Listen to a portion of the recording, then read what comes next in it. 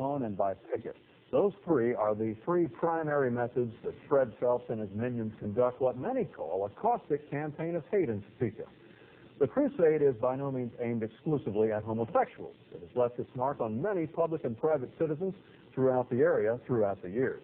With another chapter of the Phelps Factor, here's 13's Jim Baldwin. Jim, what do we talk about tonight? Well, Fred Phelps likes to repeat a quip he says he heard from County Commissioner Winnie Kingman some time ago when asked whether Topeka really needed a second newspaper. No, she said, we've got the Phelps Faxes.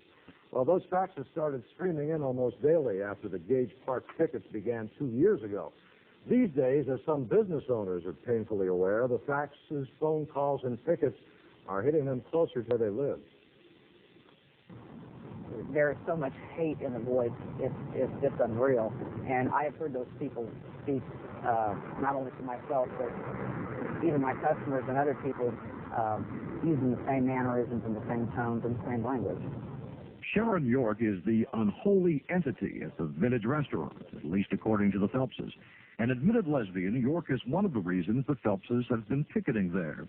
The restaurant was the site of a recent fight that drew a crowd of hundreds. York says the animosity hasn't stopped there. I've been harassed. I've had windows in my car broken out. I've had my mail tampered with. I'm getting phone calls both at home and here. And just recently now I had a call from my neighbor whose car got vandalized and it happened to be parked in the rear driveway at my house. Police have no suspects, nor do they have suspects in numerous acts of vandalism to the Westboro Baptist Church. The hardest ones to handle are those who just continually call and hang up and just keep you answering your phone every few minutes. And I think that's the hardest one. If I have someone I can talk to and maybe explain to them or answer their questions, that's different. I didn't put this on the front burner. Fags did it. The pickets went up in 1991, a while after Phelps wrote Mayor Felker about what he still claims is an inordinate amount of homosexual activity in Gage Park. It's the park the family uses most and routinely monitors. They also keep gay literature, which names the park as a place to meet. Despite city insistence that there is no problem, the pickets persist.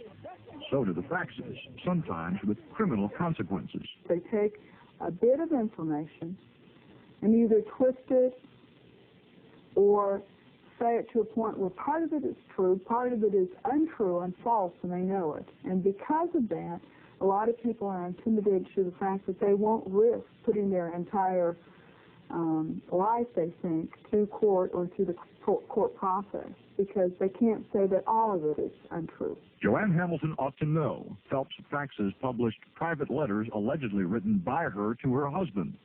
The city councilwoman Beth Meckler is one of 8 who've now pursued criminal defamation charges.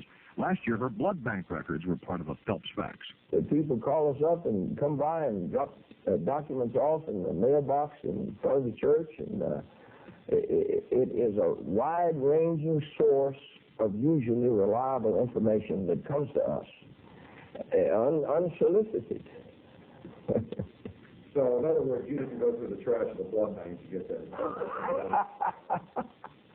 Well, how would I have time to do that? It's a very sick individual we're dealing with, and my fear is for the whole community right now. It's not just me. If he got my records from the blood bank, who else does he have? Whose life is he going to hurt next?